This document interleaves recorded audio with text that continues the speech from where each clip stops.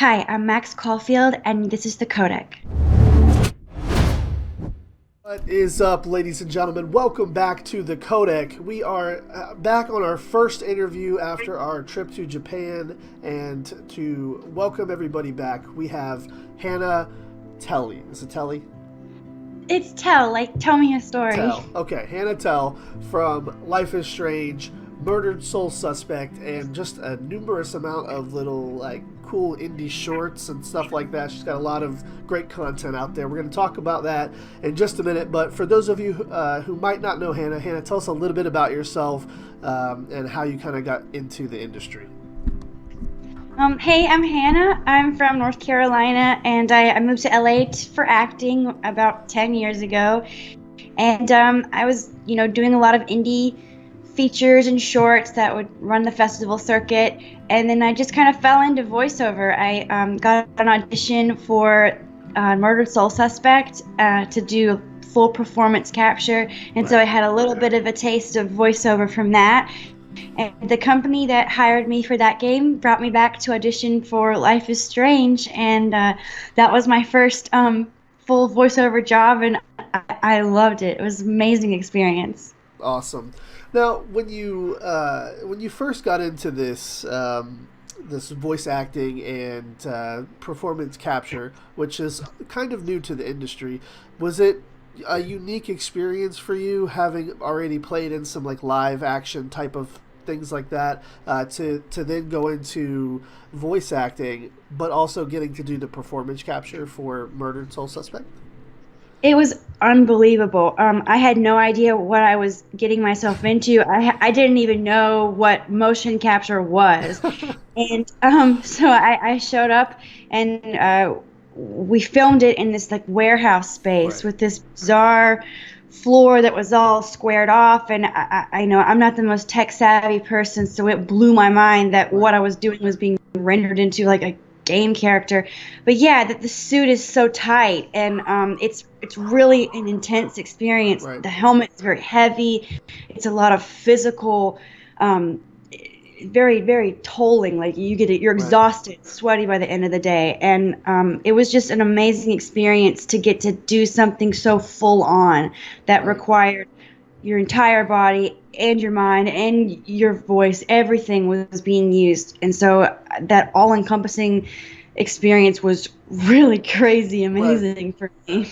Now, that particular game, obviously being an indie game, wasn't as critically acclaimed as maybe it should be. It was a great game. It just, some of the aspects of the gaming industry take its toll on indie games. But how was it for you doing this for your first game, to be in there and to do motion capture for your first ever experience?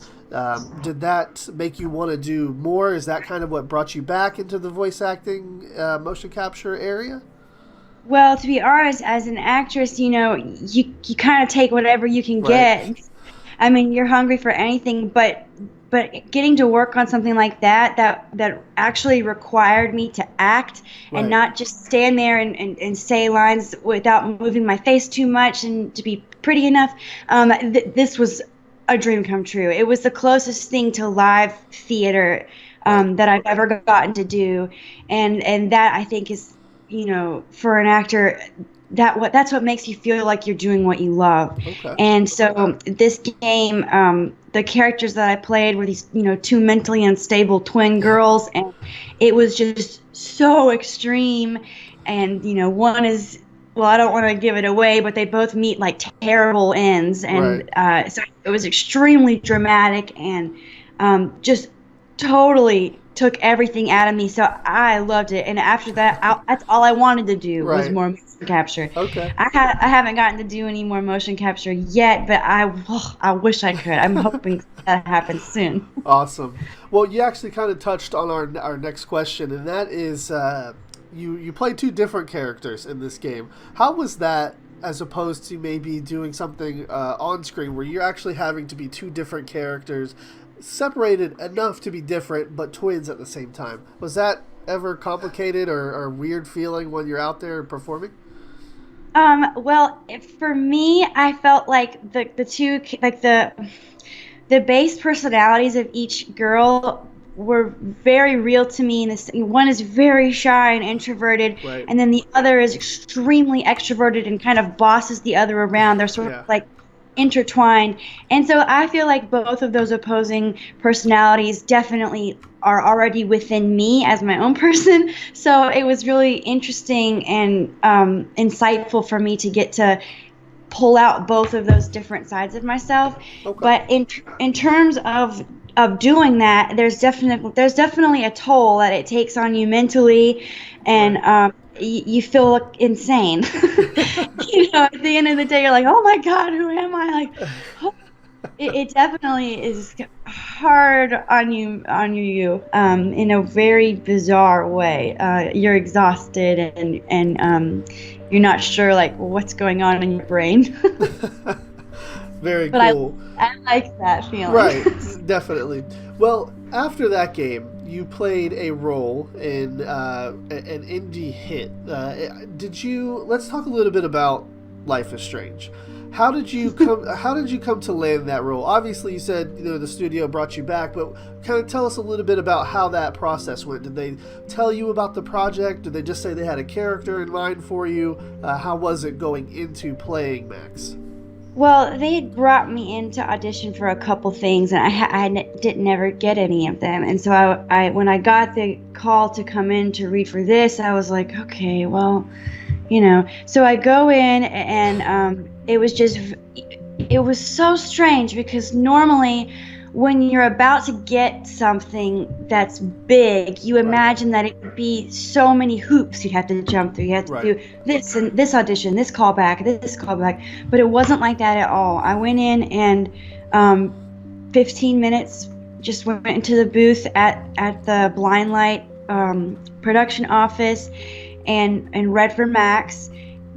Just 2 pages of sides. They're just very, very rare that you would have that little amount of stuff to Right. read for the main character. And I did it. I didn't think I did very good. And I was just like, okay, well, all right, bye.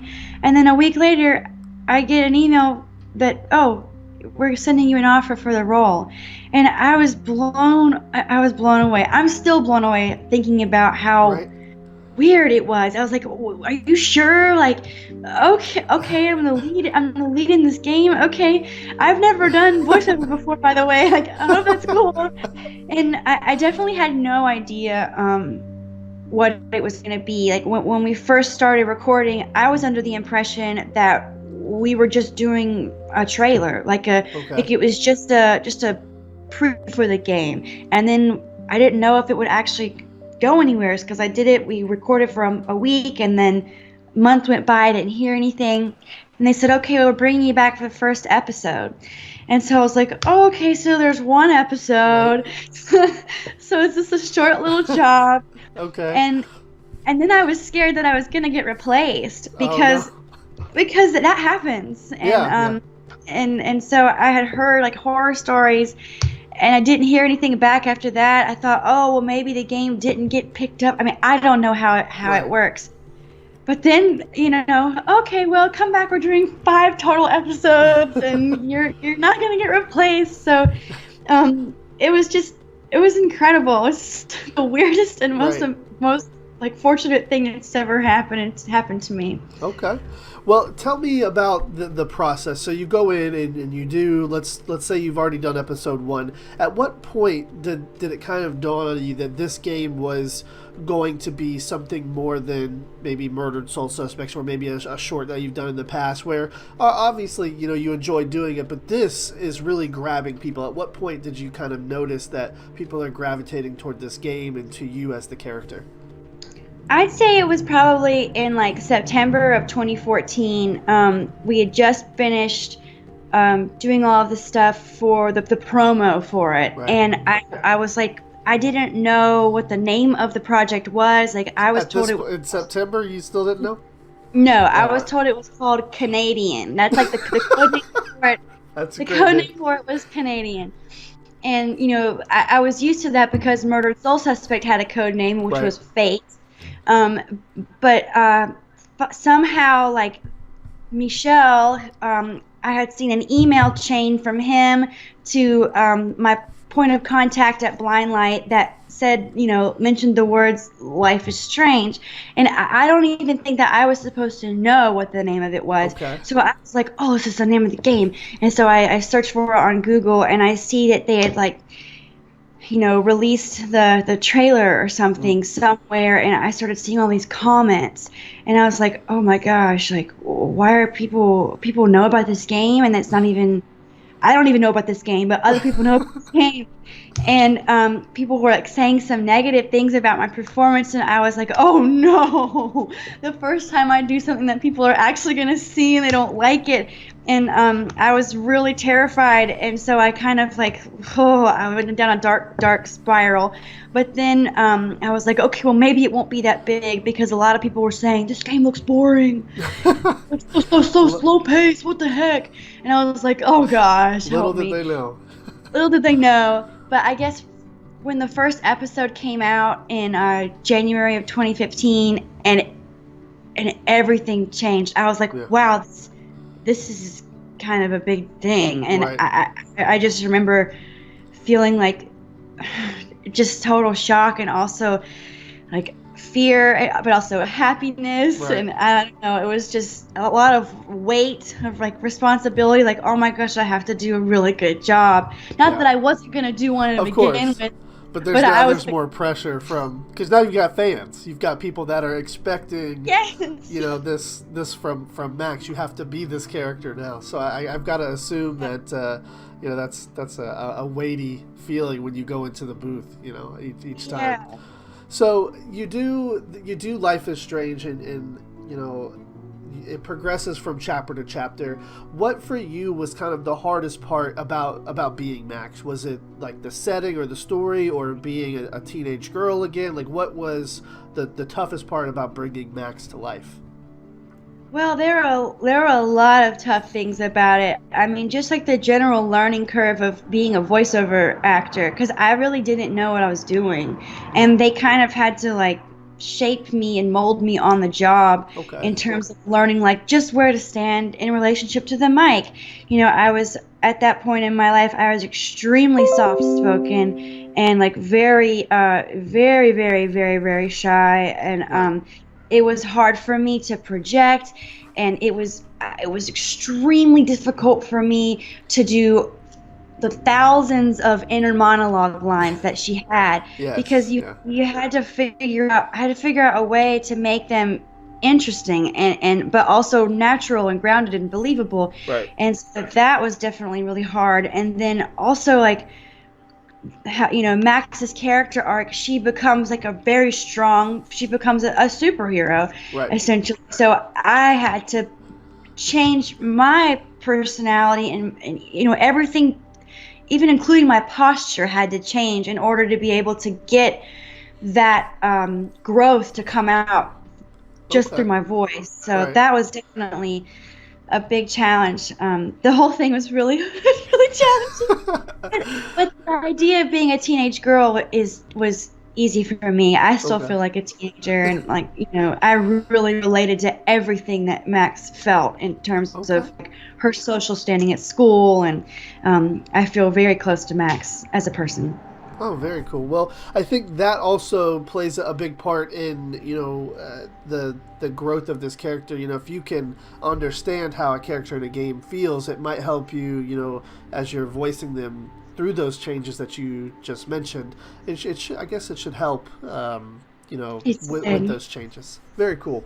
Well, when you talk about Life is Strange, people always talk about the incredible story depth. How was it for you having to be in a game like this? In Murdered Soul Suspect, obviously the lines are very clear cut. They have a script, and this is what you're going to say. Here in Life is Strange, you have different responses and different outcomes based on the player's choice. Was that ever weird for you to kind of wrap your head around, that you're voicing this line, like, several different ways and several different emotional states based on what the player chooses to do? Yes, the branching dialogue aspect of the game was very difficult to keep up with, we would be doing all these different storylines, and I would have to figure out what would go with what. Okay. Which emotion is the correct emotion for this storyline, and it was hard for me to keep track of what was happening. I couldn't see the game, and there was a little bit of a language barrier. Right. And so they would be talking, Michelle and everyone at Don't Know would be talking to us over Skype.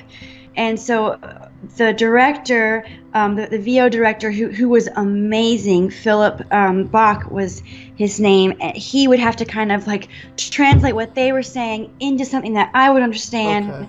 Okay. And it'd say, okay, this goes with this, but this goes with this line if this happens. And it was just like, Oh, wow. it was a lot to keep up with. And also we were going at a rapid fire pace. Every session was like, how many lines can we get done in this hour? How many lines can we get done in this hour? And it was really intense, actually. I bet. Because they're on a budget, and then there's so many lines. I think there's over 10,000 lines that Max has. Easily. So we had to go really fast to get it all done, and plus they were on like a timeline trying to get each episode out. Right. So yeah, the branching dialogue was was very overwhelming, but also really interesting because I was like, wow, what's going on in this game? Because most of the time I didn't know. Did you ever have to take like mental notes of like what was going on so that you could act a line out better, or you could understand why you would say this, that way you could put it in the correct tone, or did you just rely on the director? I would do a bit of both, and also I asked a lot of questions like, wait, so what's going on? Like, who is this person, and why am I doing this? I wanted to make sure I knew what was going on. Definitely. Well, with a story like Life is Strange, there's obviously so many different aspects and things that can happen in different dialogue choices. Was there anything throughout the 5 chapters that really stood out to you as like a really heartfelt or really impersonating like line for you in particular, or like a scene maybe that you really enjoyed doing?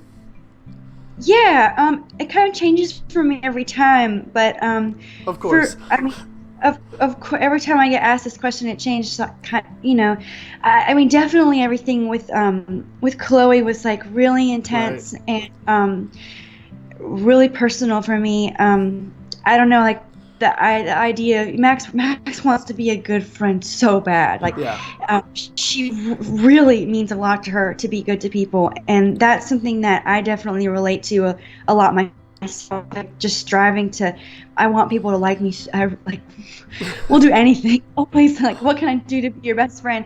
And a lot of times people don't like respond to that as people. You would think like, oh, people would like that, but sometimes they don't. And so it's like a very like personal, kind of painful thing for me. But I think the thing that resonated with me the most was not necessarily in a positive way at the time. Just having to be the bad version of Max.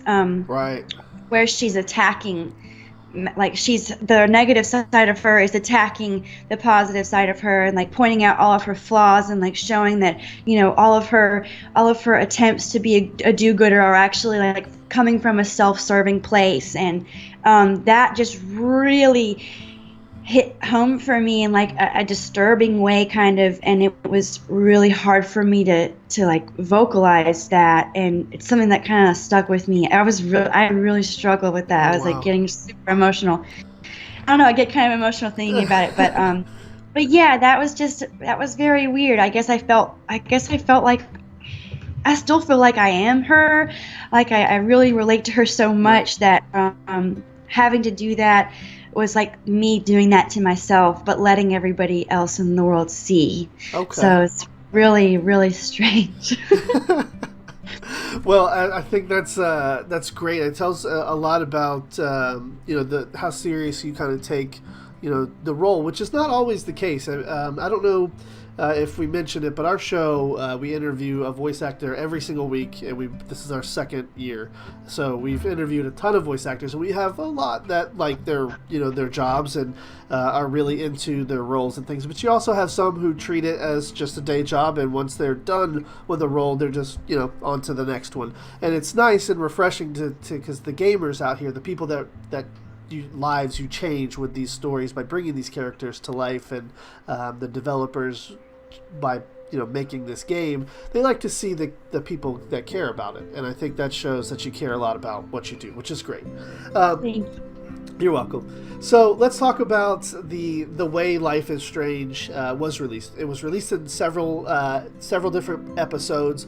How was it progressing from each episode? Was it tough for you to jump back into Max, or did you guys have like certain dialogues that you would use to get back into character? How was that process of trying to be the same person that's not particularly you in real life, but over 5 different chapters spread out through however many months it was? Well, there wasn't like much time for adjustment. I would just come in, and they would play like one line of dialogue, like as a voice reference. Okay. Just maybe 10 seconds. Okay, let's go. And it was fine because like I said, I felt like I was her. Right. And it never really left me, like in the weeks that we would take off between episodes. Okay. I always felt it very much with me. But what was tough, she changes every episode. Yeah. And like she's definitely growing all the time. So that was tough to try to, make those adjustments when I personally wasn't feeling those adjustments in my own life. So I'd say that was a struggle. But I just, sometimes I wouldn't even get the script before I went in, okay. and that would be frustrating for me because I'm the type of person, I need to know what I'm going to be doing, so I can like understand it beforehand. But so I thought, I guess this is just what voiceover is like. You just show up and you start reading. I was like, okay. So I'm used to like doing so much preparation, for film and TV. So yeah, it was definitely an interesting experience. Just jumping in all of the time. But it worked, and I felt super close to her, so I think it was okay. All right. Our next question is more about how you were performing, Max. We've heard from several different voice actors, several different ways that they approach doing their voice acting in the booth. We've heard some that like to go kind of almost like a method acting, but for voice acting, where they're using their body to relay different emotions and things like that, even though they're not being motion captured. Others can perform the entire thing standing still, just looking at the microphone. How did you feel in there, and what was kind of your way to bring Max to life inside the booth? Well, I didn't know. From my experience, I'm like a very physical actor, and I wanted to move around and wanted to do all of this stuff. But every time I would do that, I would hit something or make some sort of noise. I don't know how these people that you're talking about were able to do that, because anytime I tried to do that, my clothes would make a noise, or I don't know. They would say, you can't move. So I couldn't move, and that was really, really bizarre and like foreign to have to stand there. So I wish I could talk to these people and ask them how to do that, because that's a problem that I'm running up against, in voiceover auditions still. But because I had to be so still, it just became this really internal thing for me. Like it was just all in my head, in my chest, and I had to just do it standing still. It wasn't my ideal way of doing it, but I had to figure out a way to make it work. I guess it also depends on the game and the game type that you're doing, and maybe the studio in which you're recording the one of the guys we talked to, you may know him. His name's David Hayter. He was the voice actor for Snake in Metal Gear Solid, as well as he's like a Jedi in Star Wars. He makes movies. He's a big voice actor, and he was doing a smaller indie game called Republique. And at one point, he has to choke somebody out in the game, and so they actually let somebody come in and him get them in like a sleeper hold behind the microphone just to get that real gritty feeling that it was actually happening. So I guess it just really depends on what studio you're at and the preference of the director and what the game's doing. Also probably has a lot to do with, as you said, time constraints. Setting up scenes maybe in the booth might be tough for an indie game on such a tight schedule with like Life is Strange.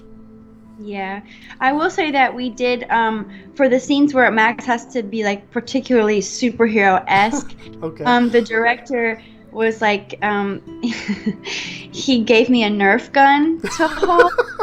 That's great. And I couldn't move, but I would be standing there with this Nerf gun, like saying my lines, and he was like, just trust me. And so I did it, and it was so empowering. It really made a difference when I had to be like, time to reverse time, Yeah, I can imagine, especially coming off of Murdered Soul Suspects, where you actually got to do the motion capture and stuff. It's gotta be so. Okay. Well, you also play another character in the game, correct? Yes. So yes, yeah, that's kind of a unique position. You start out with Murdered Soul Suspects playing twins, and then now here you are again in Life is Strange playing two separate characters.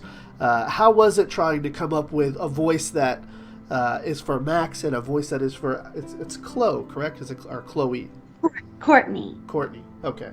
Courtney. Yeah. So tell us about how it was coming up with two separate voices that that can't be so close together, but they obviously have to be teenage girls. How was that process? This was way harder than Murdered Soul Suspect in terms of that, because I didn't know that I was going to have to do that. Right. And I would have liked to have been told so that I would have had time to come up with a voice, but I didn't. You just had to do it on the spot? I walked in ready to do Max, and they're like, "Oh, we just need you to do another character." And I said, "What?" And then, "What? Like, right now?" And like, I was like, "Can we do it after the break?" And they're like, "No, we need to do it first." And I was like, "I don't know. I don't have a voice ready. I'm not ready. I can't do this. Like, can I have a couple minutes?" And there was no time. And so they were like, "Oh, she's one of Victoria's minions, so just be like Victoria." I was like, "Oh." And honestly, like to this day, I'm really upset about that because I can understand that. She sounds just like Max. Like it's not different enough at all. And I don't want to be like, "Hey, I'm upset," but I'm a little upset. Yeah, no, just upset in a normal way. Like a little heads up would be good. Maybe like a couple like, "Hey, this week we need you to do a separate character." Something because I would have prepared. I would have like come up with something that was definitely different and like specific for Courtney. But I guess like it's less of me being upset and more like me being embarrassed. Kind of. You want to do a good job with whatever you do, and having two characters in there that are From my perspective, I've played through the game and it was very tough to tell. The only reason that I could physically tell is because I interview voice actors for a living. This is what I do. So I knew your voice profile and I knew the characters that you were. So that's really the only reason. I think maybe to the untrained ear, you did do it just good enough where they're going to be able to be differentiated. But how was playing a separate character like that? Was it? Granted, Courtney doesn't have very many lines. But obviously, you still had to put something into it to make her own character. What was the process for that? Did you just read the lines and listen to the director? Or did you have what a teenage minion kind of sounds like in your head? How did you approach that character? I just kind of went into damage control. To be honest, like I thought it was, first of all, I thought it was only going to be a one-time thing. Right. And then I kept having to do her again, but she would always pop up when I least expected it. And I'd be like, here we go. And I was so ingrained as Max, like I Right. was so It was tough to deeply be hurt. somebody else. I was like, okay, like now I'm supposed to be like her opposite, Right. basically. Yeah. And it was really hard for me. Yeah, I don't know. I have a lot of mixed feelings about Courtney. That's fine. That's fine. Oh yeah, it was hard. It was hard. So, to wrap up our talk on Life is Strange, such a big hit that they're able now to release the beginning chapters free. Everybody can check out the beginning chapter. Did you ever kind of feel like maybe when you were getting towards the end of the fifth chapter or the fifth entry into the series that maybe that you wanted to continue this character more?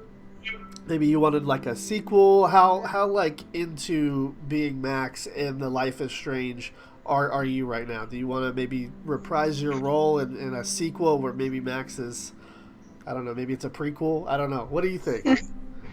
Yeah, when we were about to do the fifth episode, it was really hard for me. Like I'd never had a job that lasted that long Right. before, and I also never experienced like any amount of success. So it was like, oh my gosh, it's like it's over. But I was so upset with myself because the whole time it was happening, I was just so afraid and like scared because I didn't want to mess up that I didn't even get to enjoy it. And so Uh, then it was suddenly over, and I was like, no, no. And I didn't even get to experience it. I love Max. I've never in my life experienced anything like working on this game and being a character like that. And so, of course, I was like, when the game ended, people were like, do another season. And so I was like so excited. yeah. But then they said that they would do a whole different premise, like with new characters, and that Max and Chloe's storyline was done, and so that was really painful, because Right. I would love to. I mean, come on, that's like a dream.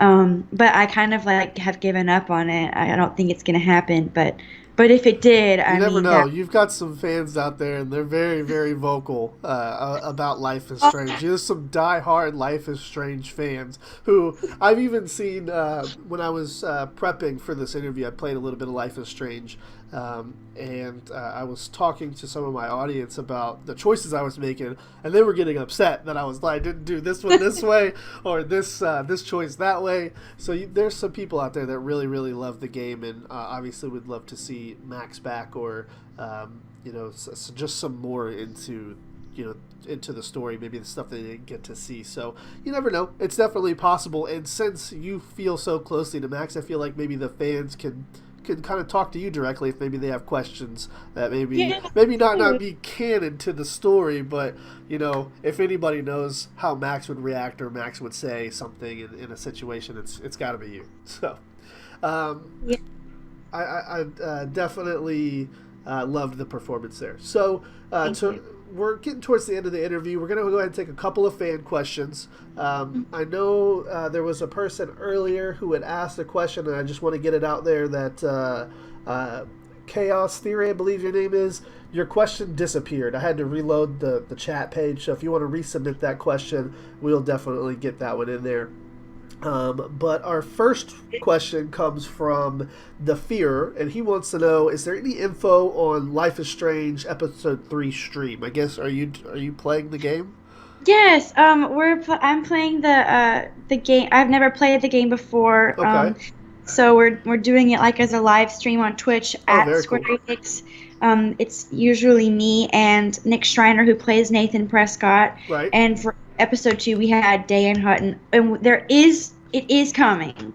Episode 3 is coming, but we're having to deal with holidays. It's Yeah. like Schedules.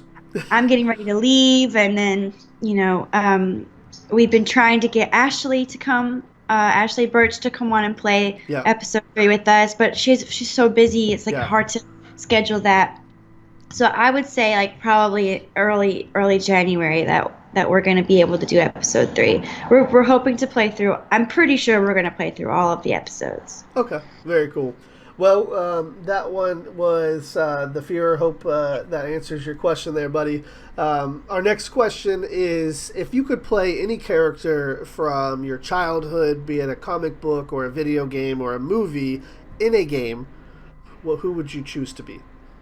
Oh, I would want to play Penny Lane in like the Almost Famous game. That's that's an abstract one. That's pretty I cool. don't know. Or just any music I would love to be in a video game that would be like Life is Strange, but like in the like musicians, like a high school band, like trying to Okay. make it or something.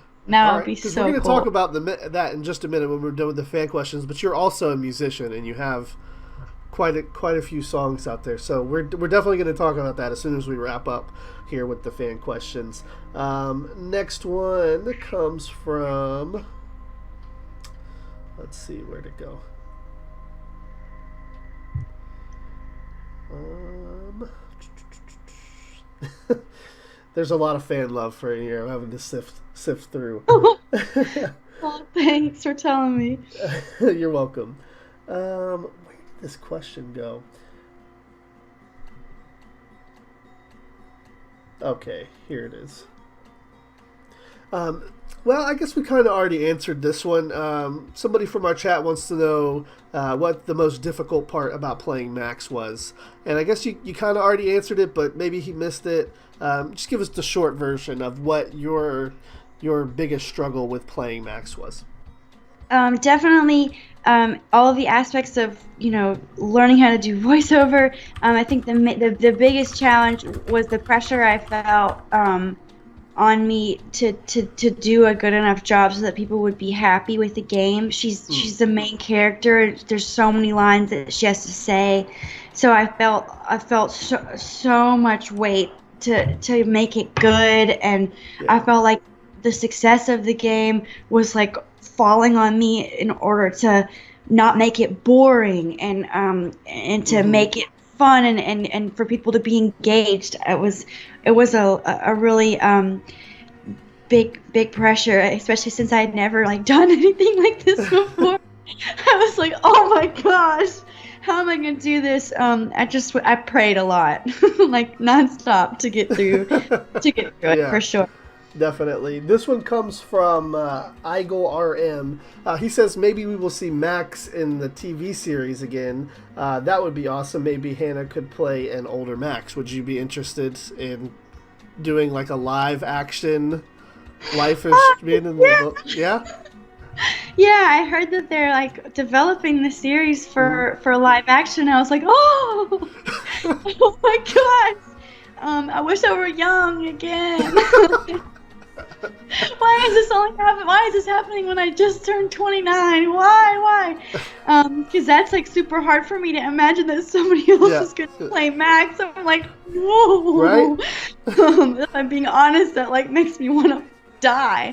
Because I'm like, no, Well, I he's got a great idea in there. You could come back as like Max can control time. Maybe you could be grown up future Max. Max, grown up Max. Yeah, that would be amazing. That would be so. Just to be a part of that in any way would really mean a lot to me. Even Right. if not Max, like just any way to So be a part of that would be like very special. have a Stan Lee cameo kind of thing where maybe, maybe you have an interaction with Max and everybody that's played the game will know it's you. That would be so cool. All right, let's see. Our next question. Oh goodness, there's so much chat. Come on, come on, guys, you're making me grabbing these questions difficult.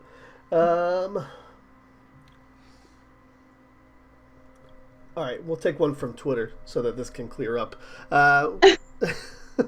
Our first Twitter question comes from. Let me see. Make sure I pronounce their name correctly. I'm so bad with these Twitter names, man. That like nobody has a decent Twitter name that I can pronounce. This one, I'm just going to call you Ryan because I don't know how to pronounce the first part. This one comes from Ryan and wants to know: is there a particular video game series that you would like to play a role in the future? Um, Gosh, well, I think I would love to do something. I would love to do like more branching dialogue games. I really like Okay. the aspect of like you getting to choose your own um, adventure. I think that's Right. so cool. So honestly, like I would like to just do any game. Really, any game would be great. I haven't gotten to do another game since Life is Strange, so it would be Are you so. actively looking for?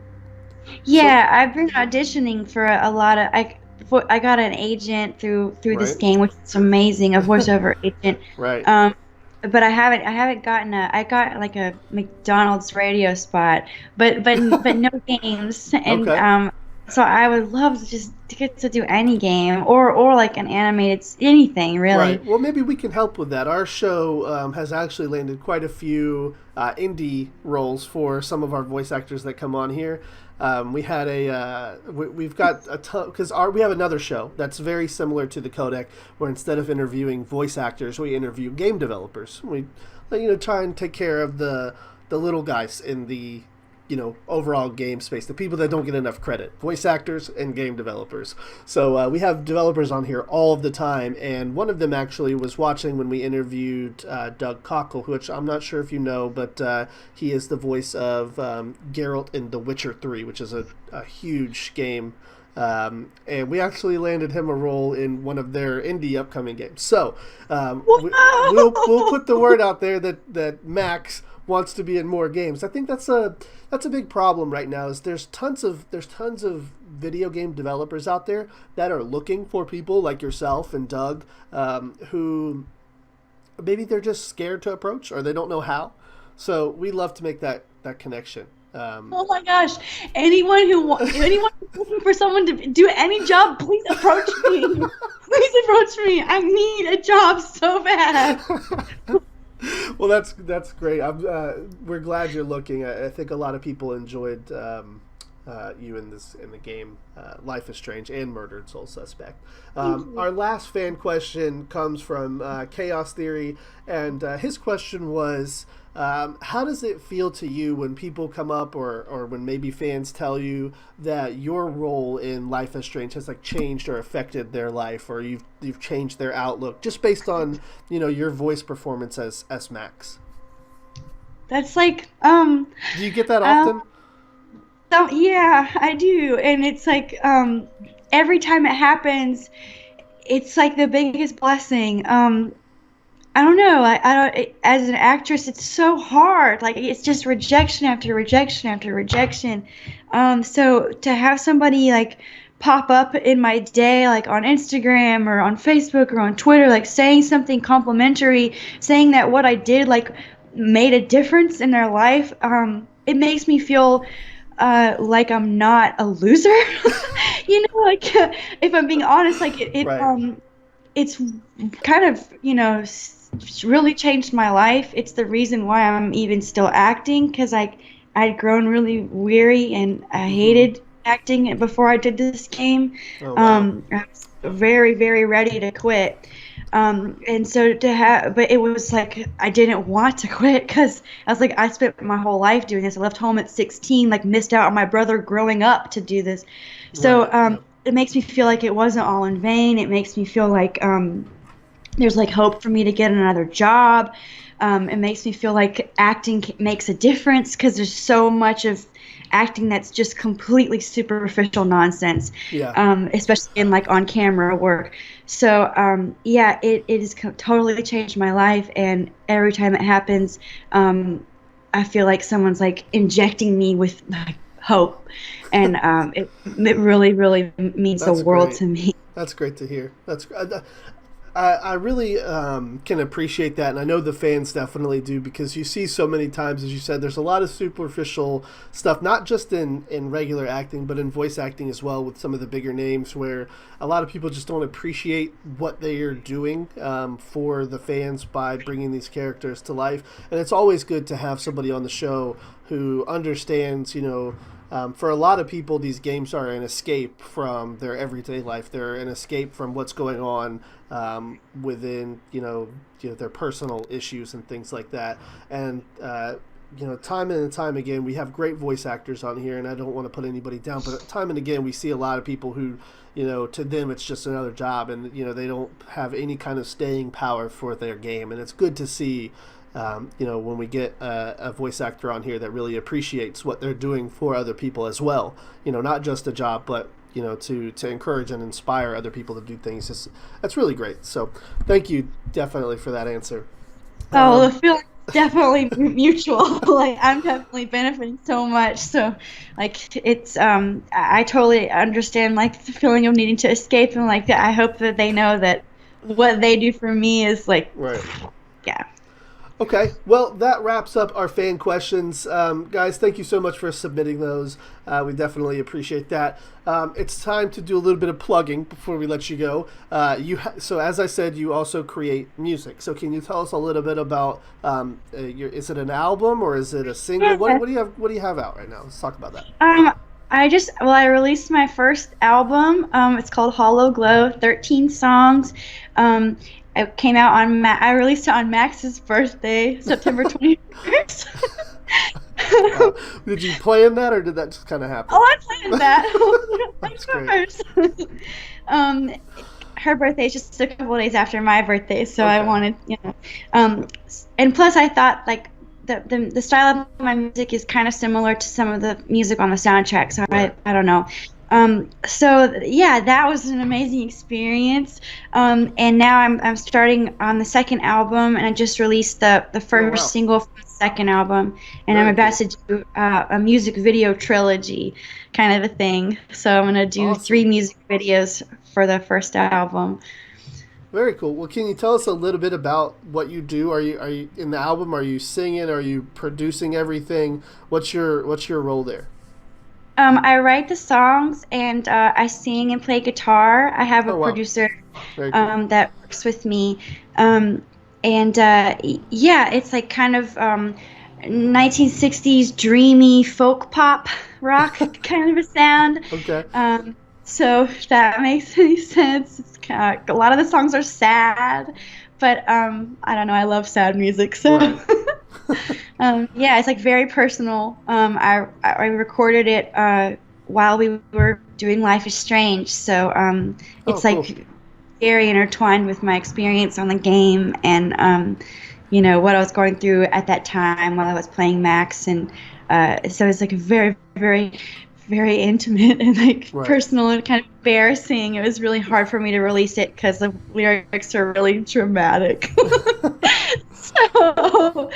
But I'm glad I did release it, and I love music. It's my favorite thing. Awesome. And the second album, you said you just released your first single. Are you carrying the same tone from album to album, or is this one different? I think the same tone is definitely still there. It's like a lot of the same themes are there, but it's like going to evolve a little bit. Definitely, I'm not sure like exactly what that evolution is, because it's sort of kind of forms as you're recording. You like sort of see where it's going, but I think it's probably going to be a little bit more dreamy, maybe a little bit more aggressive. The first album was just really sad, and I think that there's like a lot of anger that I want, like anger and resentment that I kind of want to explore in the second album, as well as like sadness, as well as hope. A little bit of hope. Maybe you can do some soundtracks for the TV show, or maybe the second Life is Strange. That would be pretty cool. That would be awesome. Anything else that you would like to talk about? Any other projects you're working on? I know you've got a couple of shorts coming out. I believe they're shorts. Are they movies? I checked your IMDb, and I saw some work for this year and last year. Well, I did a feature film called I Live For You that is like in the festival circuit right now, and in that I play like a troubled musician, and I wrote a lot of the music that my character performs in the film. So that was exciting to like get to fuse acting and music, which is like my favorite thing. And then there's this short called Flesh and Blood, which is like an apocalyptic thriller about a family. Yeah, is that out yet? It's not out yet, but it just screened at Comic-Con in this past summer, and so I'm hoping that will come out soon. And then I don't know if you know Eric Roberts, like Emma Roberts' dad. I'm in a short film with him called Six Matches, and Okay. I'm not sure when it's going to hit festivals, but it's almost finished with post production. So um, yeah, and then I'm just looking for a job. So looking for a job, and then to keep myself sane in between that next like big thing. Right. Hopefully, just playing Music. music, There writing you go. music. We had one fan question on this particular topic. They want to know if you have any plans on doing any touring, maybe in Europe or something, to play your music. Yes, I'm hoping to like get a tour scheduled for 2017. I've like super scared and Right, it's a excited big about thing. it. Really big thing. But yes, I am gonna tour. I have to get a band together. Right. So it's a lot of planning. But I'm definitely gonna tour in 2017. Awesome. Well, thank you for answering that. That wraps up the show today. Thank you so much for coming on. Before we go, as I mentioned before, we'd like to have you do our intro for the show. It's pretty simple. We just need you to be Max and say, "This is Max." If you'd like to do her full name, that's fine. And you're watching the codec. Okay, so okay, should I just go ahead and do it now? Yeah, if you need a Okay. second. Okay. No, I'm good. Okay. Um, Hi, I'm Max Caulfield, and this is the Codec. Awesome. Thank Is you that so right? much. What was I supposed to say? Well, yeah, Is that what I was? yeah, Okay. yeah. So that pretty I much thought wraps I it was up. a while. Well, you got to come on here and do your voice, so that's got to be fun. Before we go, where can people kind of keep up to date with you? I know you have a Twitter that's listed right below your picture here on the stream. Guys, you can follow Hannah on Twitter if you would like. Do you have like a Facebook, Instagram, YouTube, anything like that that people should follow to check out? Yes, it's just all the same as my Instagram, and everything is the same as my Twitter name, just Hannah Telle. My name, no spaces. And then if you would like to hear my music, you can hear it on bandcamp.com under my name as well. You can stream the whole album for free. It's also on Spotify and iTunes and everything. Very cool. So yeah, check that out, guys. As she said, it's just your whole name with no spaces, correct? Hmm. And if you're watching this post production on YouTube, we'll have links to all of these things in the description down below. If you'd like to check those out, go ahead and give them a click, and we'll have links to all of the separate Bandcamp, iTunes. Do you have a Facebook? Hmm. We'll have the Facebook, Twitter, and Instagram there as well for you guys to check out if you'd like to see what Hannah's up to. Again, Hannah, thank you so much for coming on the show. Is there anything you'd like to say before you leave? Yes, just thank you so much for having me, and thanks to everybody for being so awesome and supportive. And I had a really good time. This was an awesome way to spend a Friday afternoon. Right? Thank you so much. We'll be in touch if we find anything that maybe suits you for voice acting within our list of developers we've had on the show. We'll let them know you're looking, and if anything comes up, we'll send you an email. Does that sound good? Wow, thank you so much, Clayton. No Thank problem. you. All right, have a great Friday. You guys have a great Friday here on the show. We'll be back next week with another voice actor. Again, Hannah, thank you so much, and enjoy the rest of your day. Thank Bye. you. You too. Bye.